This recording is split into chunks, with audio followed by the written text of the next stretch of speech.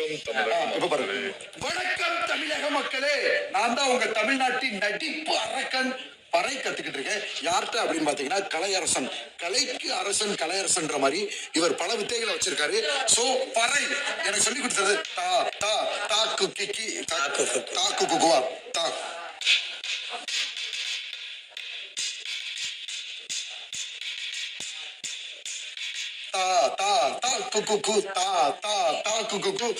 என்னோட பறை குருநாதர் வந்து பாத்தீங்கன்னா கலையரசன்.